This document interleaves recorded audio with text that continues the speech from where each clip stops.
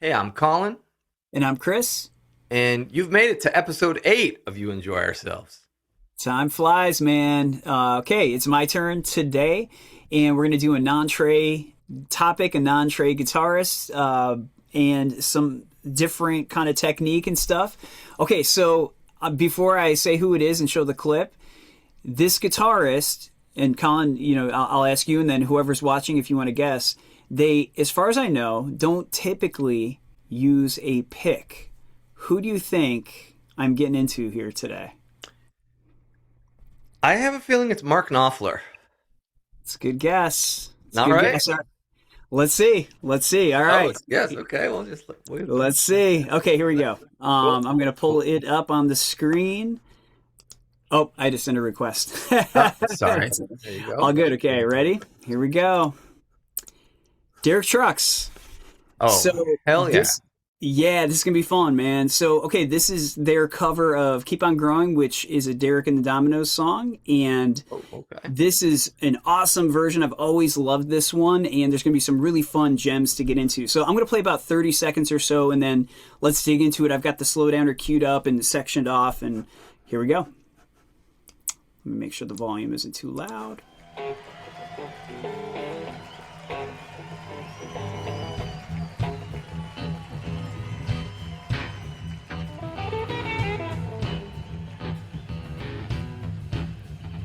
Maybe bump it up a notch or two. Perfect.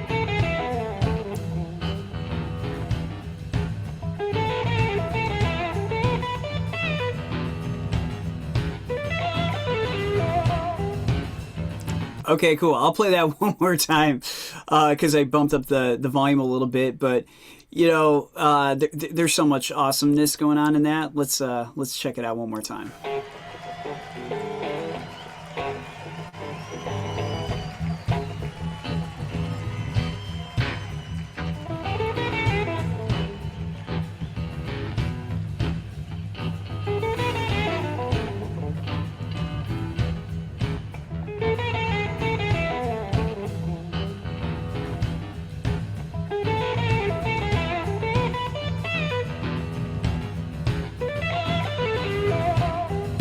Isn't that just awesome? Like, and obviously it goes from there, and it's a great song anyway. But man, okay, like his right hand is just his technique. Well, actually, I've got some fun things to think about in terms of his left hand technique as well. But the right hand is so magical to me with him because it's so different than anything I usually do.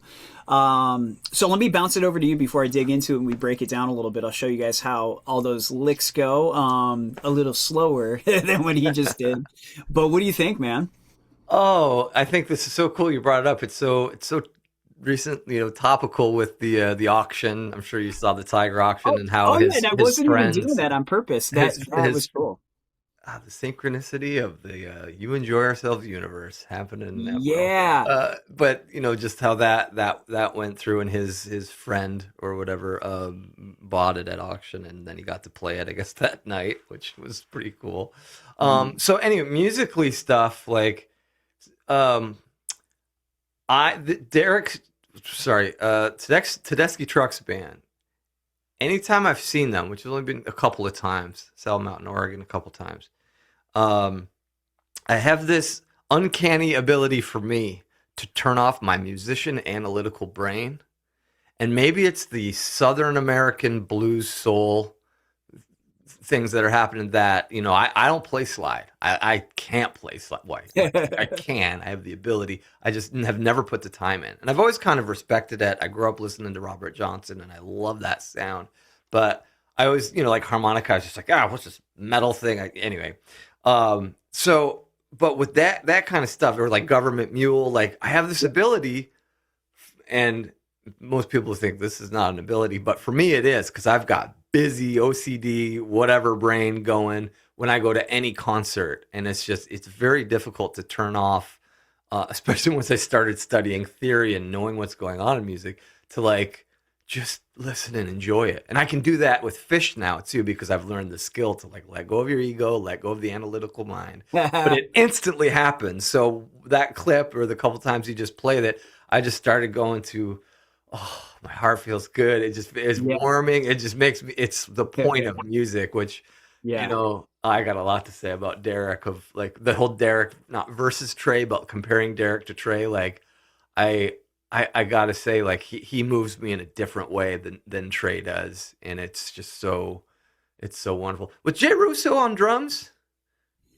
Yeah, well, he may have been there. This, I think that version is like 10 years old or something at this Oh, point. maybe, yeah. I just maybe the He haircut kind of looked like him or something, but At some point, I think they've switched around a little bit with the lineup. I'm not, sure. I don't know all the particulars, but I think he did at one point. But at any rate, the thing that strikes me about him in general, and by the way, the only reason I could bring him up at all is because he's not using a slide in this particular clip. If he were, Oh, I you wouldn't have too? much. We would have to get a guest guitarist to talk about that, because I'm similar to you. Like I'll play around with it, like with recording, like simple things, but yeah, I've never, like you said, I've never put the time into it, and so much respect to people that do. But he also, his general kind of fretting technique is also truly special, and I think deserves a lot of right, I don't know, deserves, he gets a ton of credit, but Oh, yeah. it really is worth looking at. So the couple main things I wanted to talk about, yes, the right hand technique, that was one thing. And by the way, I'm going to give my interpretation of this. I'm 1% of the guitarist he is, so I'm going to do my best to kind of walk through that. But also listen to the intonation with his note choices. That really was one of the most striking things to me. The phrasing is incredible. Like, this sounds more like a line you would hear, like when you hear him playing that, it sounds like the Staple Singers are singing, or like it sounds like something that a singer would do. And I just love that about the phrasing. And each one is similar, each one of those little licks, and yet they're just ever so slightly different. Those are a couple things. And then one other thing that was really striking to me about this was the way that he skips a note in the pentatonic scale, that when I was going to learn it, I was so like, we can get into the pattern so much that when a note isn't played, if somebody just skips one of the notes, I think that came up with something with Trey recently. Did it with Julius, or maybe I'm mixing things up, Yeah, but yeah, you're yeah. but I like don't know it's what it just is, like, but I remember that. Yeah. it's like when you when you're so used to doing stuff in the order, and then it gets switched up. It really it's really cool. So at any rate, let me pull up the slowdowner and let's go through it like bit by bit, and then I'll like stop for you to jump in. One more thing I want to say before you start Sure. about the about how like lyrically melodic he plays. It Yeah. reminds me, not like note selection necessarily, but like style of like when I listen to Louis Armstrong play that early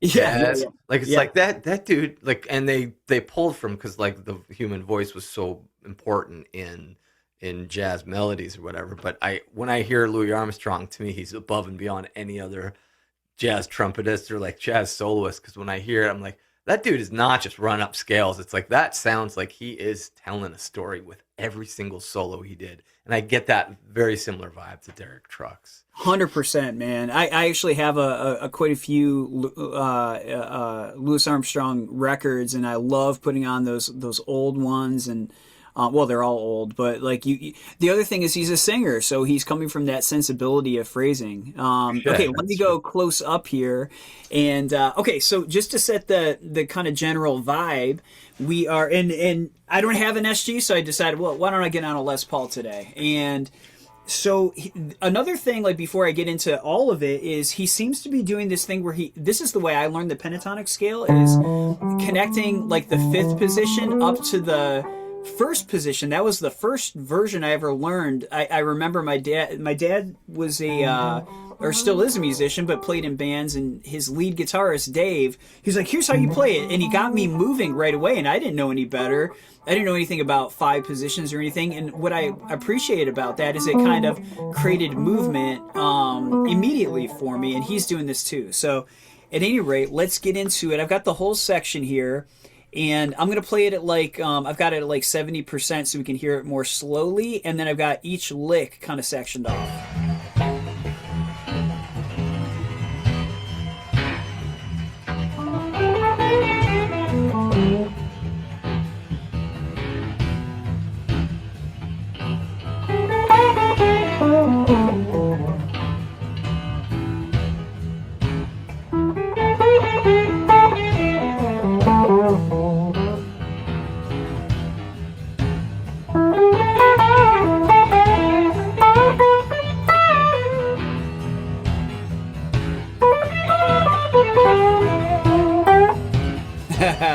That end thing is just so sick.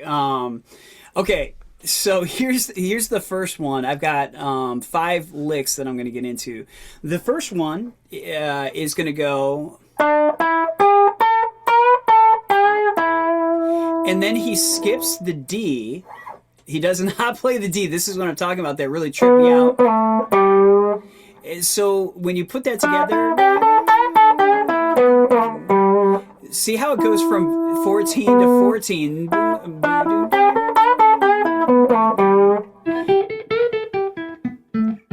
Isn't Yeah. it weird Leap skipping? down to the fourth or fifth there. Lovely. Yeah, moving down positions. And he'll do that. You'll see it's going to happen like on the first 3, I think it is. Okay. So let me play that again here.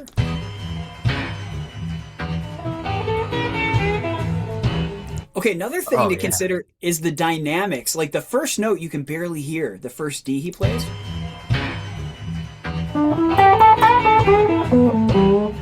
You play it again without playing along? I just want to hear it one more time solo. Without playing along, Yeah, yeah. Oh yeah, it is. It's very. Isn't that cool? Yeah, it's Like it's very, so very. subtle, and that's the thing, man. It's like you can take these simple, like, because it's simple stuff that he's using to create this phrase, but the nuance is where the magic is to me. So like, it's pretty tough to emulate the way he's doing that, but he's like.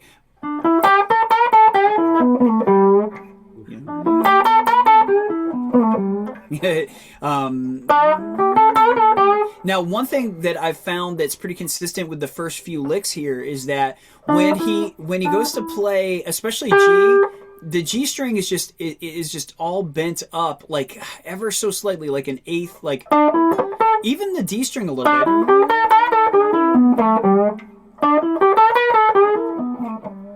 And it creates this kind of effect where it ends up sounding more like a voice. And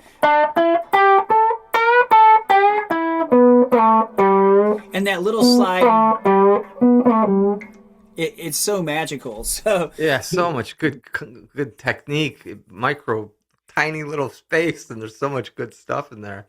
so much. I Yeah. noticed watching him, and I'll pull up the video again so we can watch him. But a lot of what he's doing is index finger, and Yep. he'll do the thumb at choice times. I'll a lot of this is just me, so take this with a grain of salt. Yeah. A lot of times, if there's 2 strings involved, I'll do like thumb, and then switch to index. Cool. You know, Sorry to interrupt. I love how fast that bend is on the A. yeah, it's cool, isn't it? Oh yeah, spicy. And a little pull up at the end, just a little bend upward at the end. That's great. Now listen to the second one is ever so low, ever so subtly different. Here it is.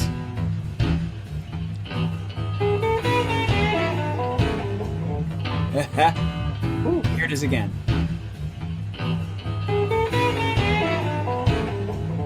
Okay, now this time he does not hit the first D. He just goes, but he does hit it on the way down. And then he has now this thing at the end, like I've heard this is another thing I hear vocalists do, like when they do a vocal run, and I'm gonna spare you guys my attempt to do it, but they'll do this little drop off thing, like a really great singer at the end, where it's like now, like I can't even quite emulate it, but like a bluesy, soulful run that just kind of drops off at the end. It sounds like that. So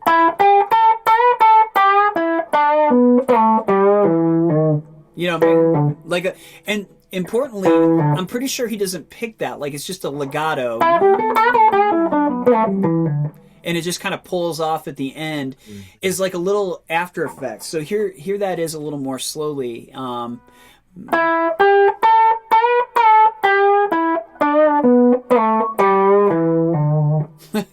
So just the first one again. That's the first one, and then just little changes that really create some magic with your phrasing, or with his phrasing. But there's enough we can steal here, I think, to keep us busy for a long time. So the third one, now this one is maybe my favorite. Well, actually, the fourth one's kind of my favorite. But check this one out. This is so good.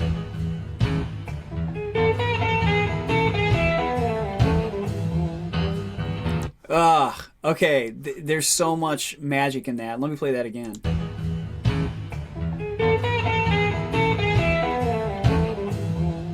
Okay, do you hear what he does there with that? Like he goes back to the bend. Like the other ones do that little bend one time. Listen really closely. Hear that kind of in the middle? So, Nice. oh no, it's oh wait.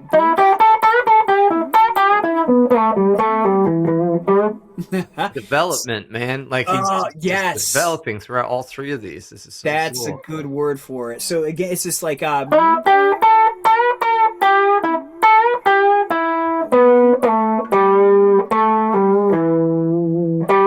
then he goes back to the G at the end. So this is kind of like the first lick where he does not play the D on the way down. It's so hard sometimes to like not go like that. That was a huge takeaway for me. Was when I went to learn it, like just how kind of addicted to that note I am. So.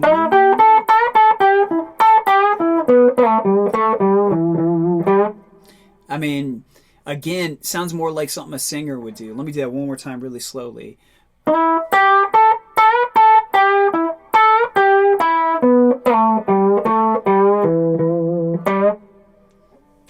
And then, if you're ready for the next one, this one, I actually have transcribed this one because there's a couple, like the intonation jumped out to me, but there's also a little trick he does. Listen to this kind of, it's similar. Remember in the Julius when you heard that bend that he grabbed two strings and it kind of really grabbed your attention a couple weeks ago? The WTF bend? Yeah, the WTF bend. Yeah. This is like another WTF bend.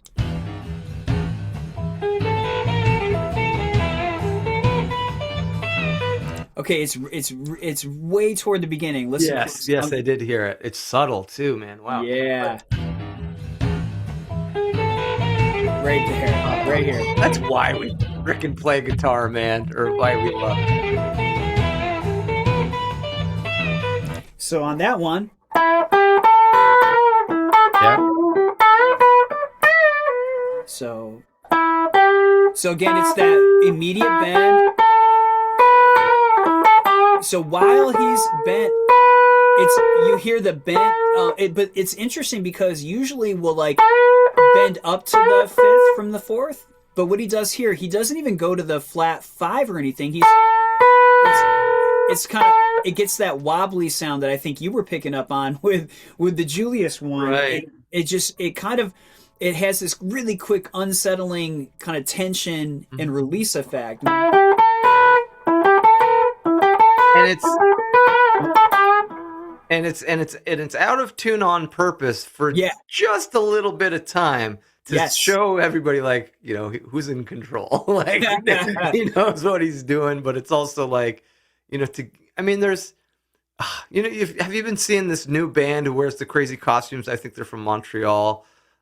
No. They wear these crazy costumes, but they play microtonal instruments. It's just a duo. They do loops. It is making its waves around the internet, but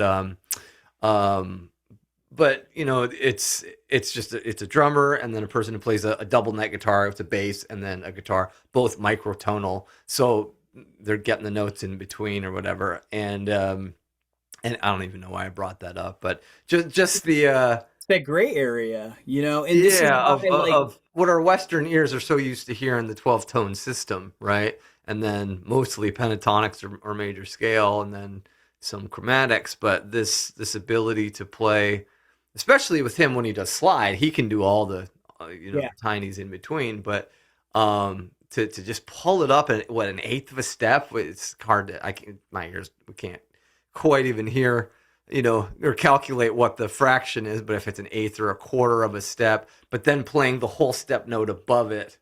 Yeah. That's where it kind of Yeah. like a lot of the effect comes from the juxtaposition between that slight microtonal bend, and then you hear the kind of like, and even the perfect Reference notes pitch, are great. right? Yeah, Like, the yeah. reference point, like right there. Like I like when I first heard that and was I think I was gonna cover this with some buddies, and I have a band that will do just like general cover gigs sometimes, and we were gonna do this one. And I took for granted the nuance that was going on here. And this is when I first, like, this is a few years ago, and I really became enamored with this lick here because that little thing. Because there also is a tricky thing technically where you're doing that bend, but you have to flatten your index so that you can grab that, and then even that's just such a great lick. Sorry, Chris, can you explain why you flatten the index there as opposed to just use the tip of the finger? Yeah, because it goes by so fast. Because the reference pitch or whatever up top is the B on the B string, right? Yeah. Oh, I see. But and then Yeah. do you play the G in that lick? Sorry, this is going back quick. That I'm You play it after, so you go. do, and you go back down the ladder You see by a that? So like, third. Okay, cool.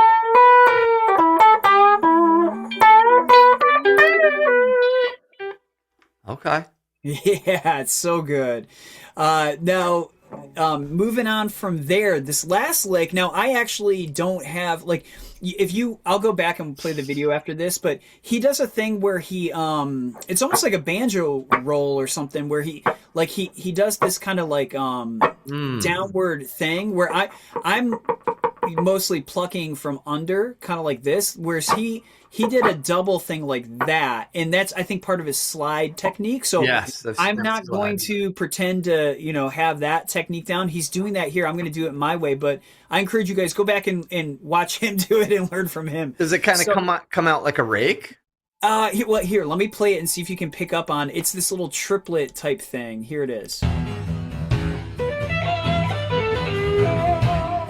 It's on that. Like I said, after we're done kind of breaking this one down, I'll play the video again one more time. And it's this really awesome, because that was interesting, because I was like, where is he doing that to get that kind of, you can hear a lot of legato happening there.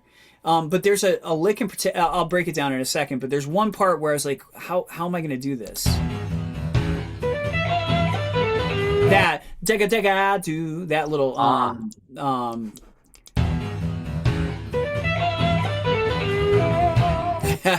and what I realized was that it's this like two finger thing. So it's a And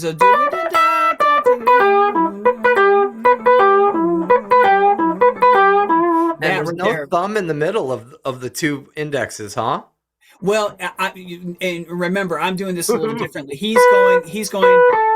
I think he's going up, down, up, then like back to that thing. Da do So dee da. yeah, Right. Yeah. I'm doing Right. the Right. thumb. Right. Yeah. So Right, there it is. Yeah. here it is. Here it is again. It's so good. And listen to his command, not only of the intonation but of time, like the way he sort of like slinks back a little in the pocket a little more on that first triplet. Yeah, it feels late. That you hear da da. It's like it's so good. It's kind of like that drunken drum kind of technique you'll hear more on like certain hip hop songs or like Skrilla, or I don't know who does that, but it's this kind of purposefully like sort of laid back vibe. Listen to it I think again. some people call that LA swing Okay, on there. drums. I think if that's what you're talking about. Yeah, hey, maybe so. All I know is it sounds awesome. And then it's like that little spurt. It's like, and then again, and it's that little like vocalist again. They'll do that. They'll do a thing where they drop off, and then where they go up one scale tone. So, Mm.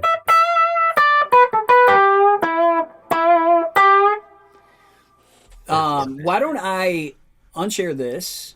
I'm gonna come back to having a head, and I'm gonna share the actual video again. I'm gonna put it at like, 70% or whatever. I just had that, and just like watch the right hand especially because there's some really cool stuff. I mean, again, the left hand deserves a lot of attention too, but the right hand is just so different from anything I know I would do. Like, hey, out there, if you're watching, do you always use a pick? Do you sometimes not use a pick? I've got a couple fun things at the end to throw in that you could some reasons why it's fun to play without a pick sometimes. But let me play the video again. If I can figure it out. Give me a second. Okay, here we go. All right, so I'm just kind of going from the beginning here, and I'll play it at like, yeah, like I'll try to match what I had there, like 70%. Okay, here we go.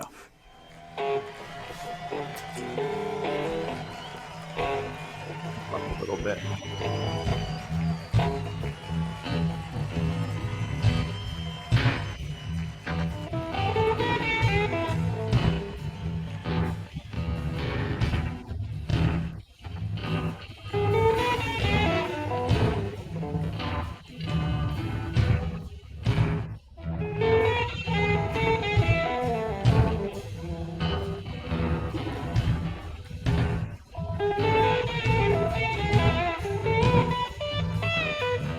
Now right here. See that little flicking of the of the index, like right here, right here.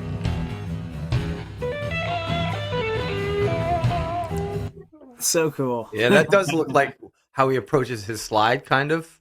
Yeah, that's Um, what it reminded me of. Yeah, Now, is he in standard tuning? yeah. Okay, because I have it in my head just because a lot of blues slide players will play, and I thought he played a bit in open tunings, primarily with when he plays slide. Um, I but can't speak to that. I don't. All I know is right here is standard. You could just yeah, I really could see use it. I could see the it first based on position. yeah, Yeah, I can't speak to that. I don't want to speak out of turn or whatever on the tuning thing. But I think he does have a couple SGs that he chooses from. But sure, I sure. don't know. I'm not enough of a an aficionado of his stuff. But let me go close up here and just talk about a couple of my favorite things to do without a pick. Like that's one of the main things here is that you can get a lot of mileage out of not using a pick. So one of the things I do mostly for gigging is I play bass in a wedding band. And so from playing bass, I kind of started to not take all of the, like this. I've seen some players that'll do that kind of thing, but just getting more comfortable playing with the fingers. And so stuff like if you take a pentatonic lick, doing kind of like a, almost like a cascading. Mm. And you can get some really good stuff like that where you're just,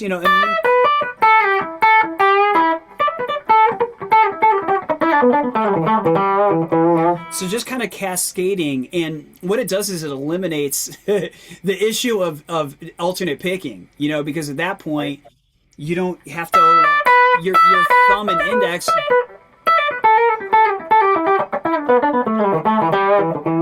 And you can get this kind of percussive thing.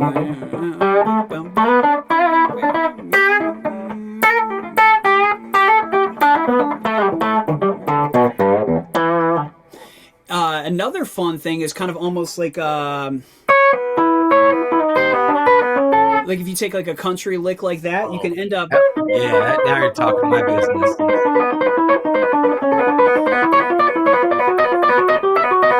these fun little things Yeah. where you just like take a simple, dyad like that, like pull off and then use the thumb to go down. So there's some things that you can, Cool. yeah, Yeah, yeah, very some cool. things that you can do that like with a pick, I don't know if they'd be impossible, but they'd be pretty tricky. And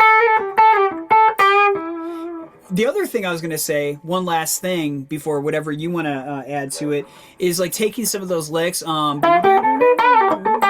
trying to do them in other spots. Like doing it there has a little more of a bright kind of. It has a brighter sound to it than Yeah, here. yeah. Just having like different spots where you can do those things Or is what kind of about cool even in too. different string sets? It might take a little bit of reworking with the string changes, like Well, it, yeah. So that or the did first you one do is a that? D. The Oh, you first one did is that like a fourth D and string. G, and this is like a G Oh B. And yeah, then if you're yeah, here, yeah, you do yeah. that. But So much different. you'd have to go like that. Right. Oh, that'd be tough. Yeah, so if you do it with only two strings here, then it incorporates. You have to do a move like The that, position change. Yeah. And now you or have a new taking new stuff. technique that comes into play. Yeah, Yeah, yeah, cool. 100%. So Yeah, so yeah, sorry, you did that. I thought at first you just did it in a different, position on the same string set, but yeah, that's exactly what I was. it's similar. Yeah, Yeah, yeah. now I like that zone for that sort of thing. Like this kind of triangle shape thing. I call that like the Jimmy Page. Because yeah, it just has a brightness. The other one though, part of what's really cool about it, you hear that warmth, and for a lot of this, because it's so I find that playing with the fingers is kind of warmer sounding anyway. So I know I tend toward maybe the bridge pickup, which I wouldn't usually do. Well, or maybe not typically on a lead, but something like this. It just kind of, if I do it here, let me see. That kind of sounds cool too, but it's a It little sounds warm. good everywhere, brother. Anyway, You're like you're like your brain was like, oh, there's that bass. That sounds kind of I nice. was like, oh, that kind of like that too. So it's all good. But Good man. you know what? I just thought that'd be a fun little section to That's look great, at. man. Good. Obviously, that's just 30 seconds of the thing. So like, go back and watch him. And And that, yeah, that's a testament to the world of transcribing for people out there. It can be a daunting thing, but look at how many licks Chris came out of it with that can now become his own with oh yeah, slight tweaks. He can put them in different positions, right? Obviously different keys, but you can do, and then all the little, right hand technique stuff too, not just the notes that come out, but um what was I gonna say? I'm similar with, I played a lot of bass gigs, a lot of reggae bass gigs, and oh cool. funk bass gigs and soul bass gigs, where because they were good paying gigs that I would get hired for, um, and I was like this big, big fan of Jocko and the Tower of Power. I Yeah. always forget the name of the Tower of Power bassist, but he's got like a nickname of Freddie Two Fingers or something like Oh, that. funny. Yeah, But that 16th note yeah, kind of thing that we see Joe Dart from Wolfpack play yeah. like that. Those are Michigan guys too, right? I actually know Joe. Yeah. Oh no, no kidding. That's cool. Yeah, right. It was crazy. Right before those guys really blew up, he and I played at a church in Detroit doing gospel stuff. And then like that was like, I don't know when that was, 2010, 2011 or something like that. Did some recording with him at my house, like with my buddy Tony, who's a Oh, really come great on. singer. So we had this whole like album of music that he's playing bass on. But then they went and they blew up, and we're like, okay, we never did anything with it. But That's cool. he Shout out is. to Joe Dart. I'll say this: he's as nice of a guy as he is a great bassist. He's the nicest guy you'll ever meet. But an animal that he's. I mean, as everybody knows, he's so good. But yeah, he's from. I think he's from the west side of Michigan. I can't quite remember where right now, but great guy. You Yeah, mentioned those guys were at U of M in Ann Arbor. you mentioned Kalamazoo earlier. That's Western Michigan University. Yeah, Western Michigan is oh yeah, because I was we were talking about My Yeah, Heritage. was it maybe it That's in might have been Kalamazoo. before we hit record or something? We were talking about that because Yeah. we were talking about. Western Michigan Broncos, they won the national championship for hockey last year, which was a Oh, big oh deal. wow! It's usually Yeah. like UMass or Maine or North Dakota or one of those guys. One of those. Yeah. My So speaking of North Dakota, I got a cousin. Shout out to Anna Ward. She's a really good opera singer, and cool. she went to Boston, but she also did, I think, her undergrad at maybe it was her master's, but I think it was her undergrad at Western Michigan for music therapy. I've heard they got a really good music therapy program there. Yeah, they've got really good stuff for music there. I used to go play with my like way back 20 years ago. We had a little jam band. We go play there at a couple of the places, and Nice.